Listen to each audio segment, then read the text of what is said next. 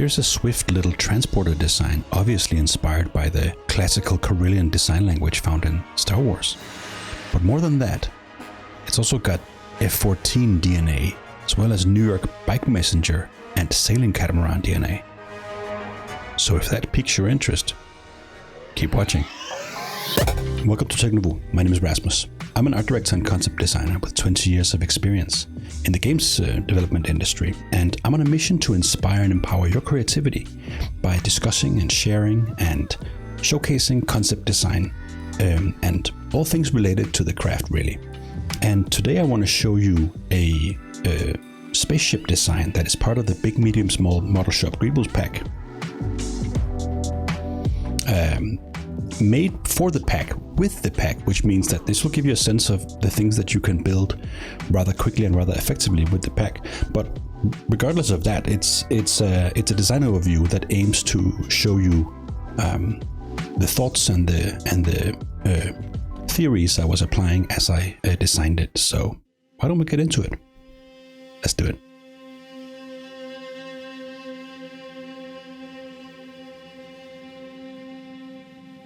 Since I'm so shrewdly comparing this little transport ship with the Millennium Falcon, let's take a look at what they have in common.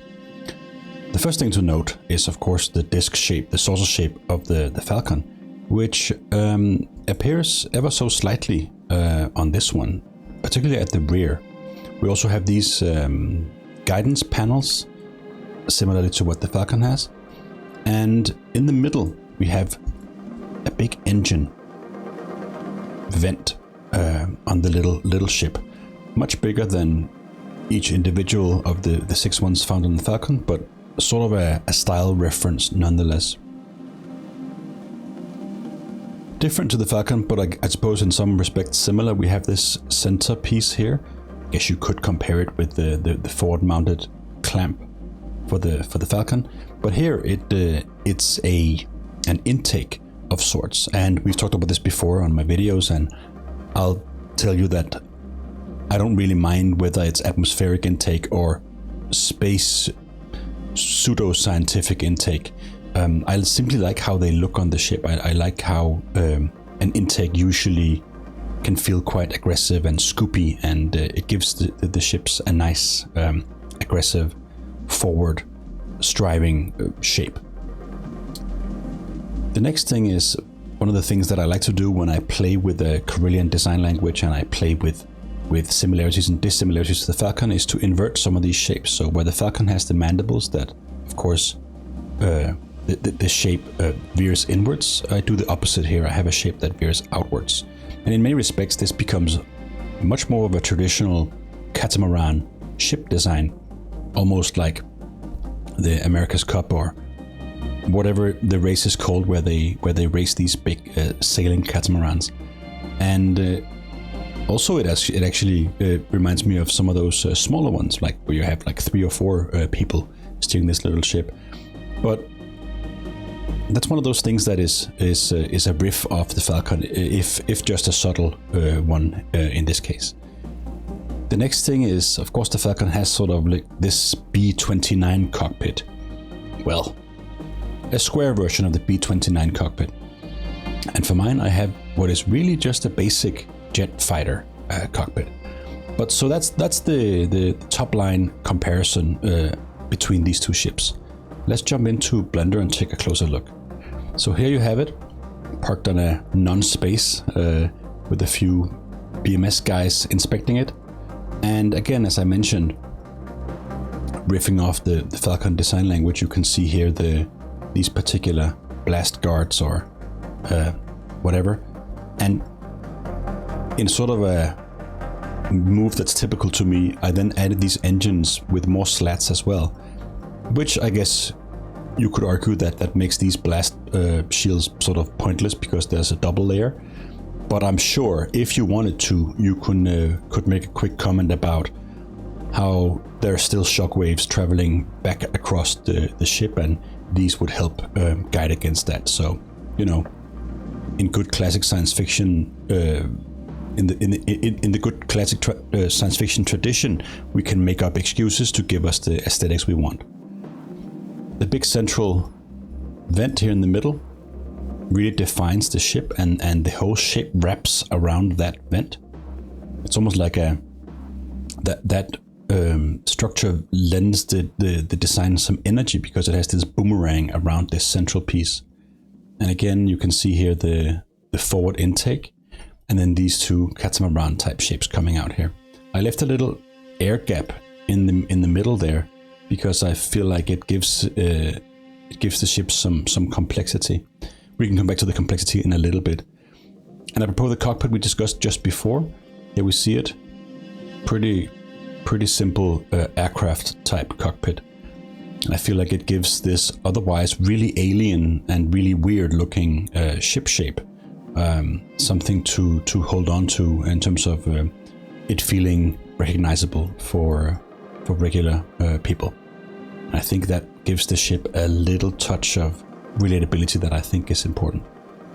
So talking about details, the first thing I want to show you is something I rather often do, inspired by the classic F-14.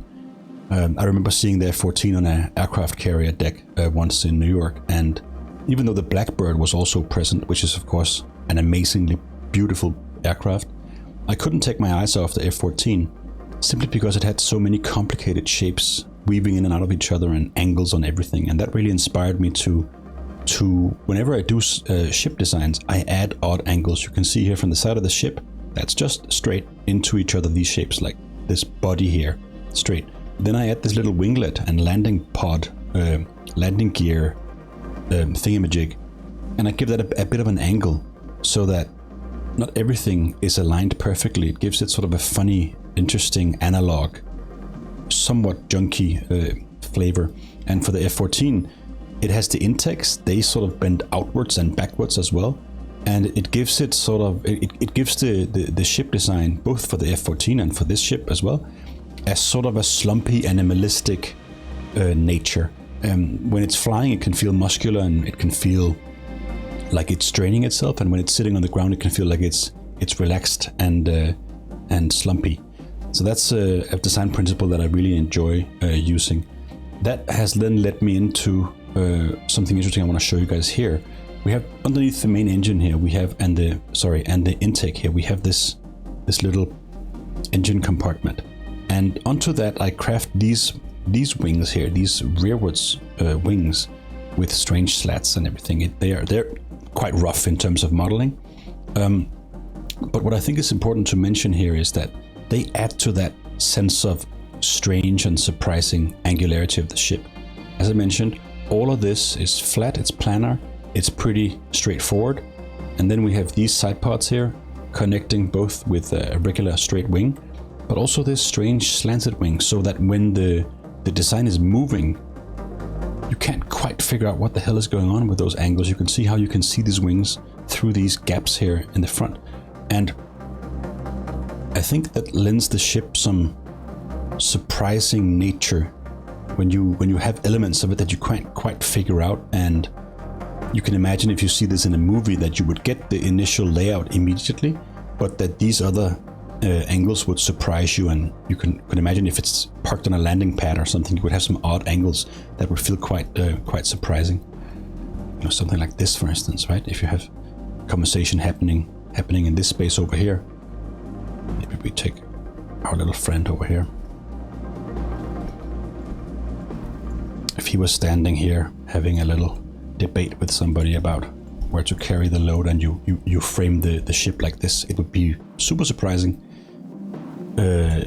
if you would normally just have seen it like this, or as in the intro I showed at the beginning of the video.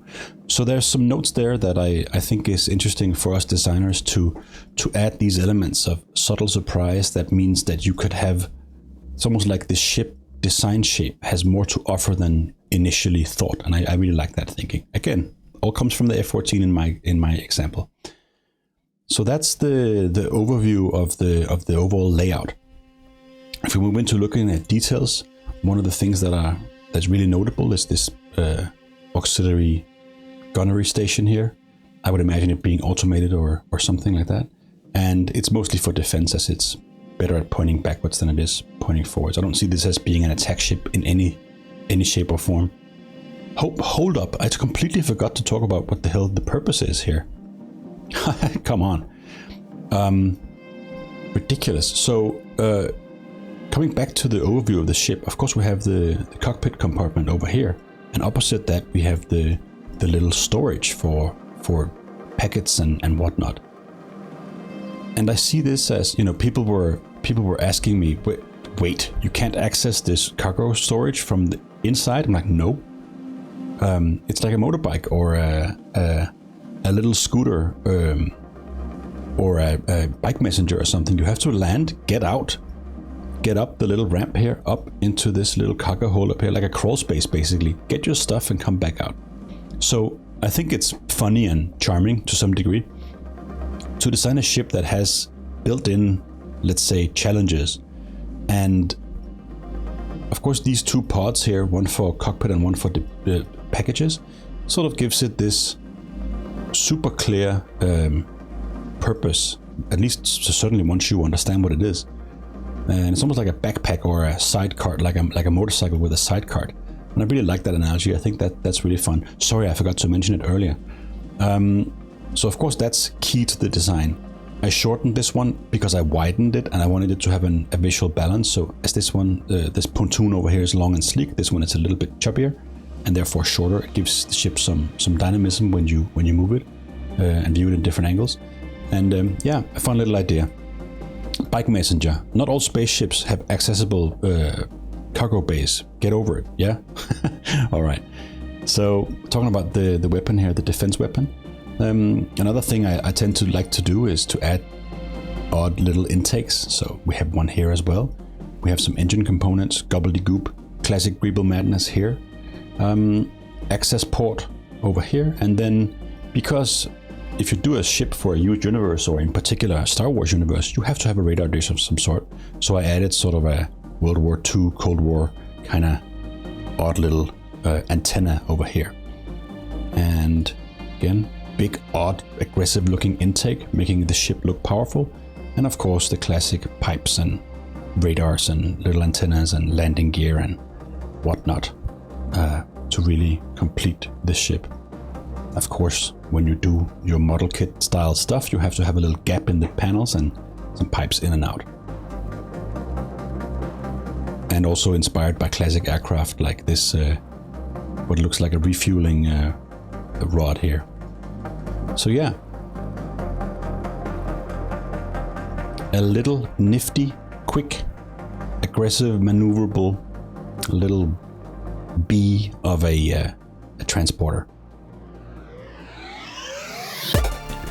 Yeah, so that was that little nifty, snappy transporter, and I hope you could see what I mean with the aircraft F-14 flavors and the sailing catamaran dual hull, and of course the sense of a gritty bike messenger flavor to it in terms of speed and no F's given attitudes and so on and so forth.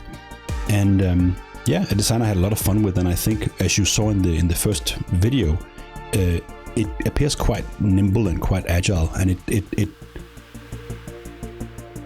what do you say? It lends itself well to rotation and so and so. So it has a quite dynamic design in motion, and yeah, I had a good time designing it, and I hope you had a good time checking the video out. See you next time.